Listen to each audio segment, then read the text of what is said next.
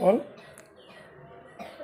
যার বৃহস্পতির আঙুল শনির দিকে হেলানো থাকে, কিন্তু শনি তার জায়গায় সোজা থাকে,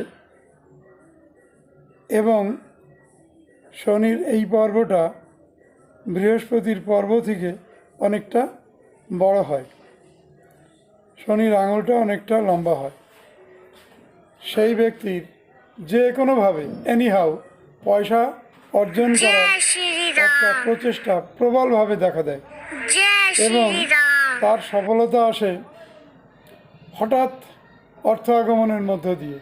সে লটারি হতে পারে, বা কোনো কেউ বিশেষ সম্পত্তি দান করতে পারে, এরকম কোনো না কোনোভাবে শনির দ্বারা সে উপকৃত হয়, এবং অসৎ পথেও সেই পয়সা উপার্জন হওয়ার সম্ভাবনা প্রবল থাকে। কারণ বৃহস্পতি যেহেতু শনির দিকে যোগায়, সেই জন্য তার প্রবল ইচ্ছা থাকে অর্থ উপার্জনের, আর এই কারণে সে অসৎ পথেও টাকা উপার্জনের চেষ্টা করতে পারে, কিন্তু অবশ্যই তার অর্থ উপার্জন হবেই। ধন্যবাদ।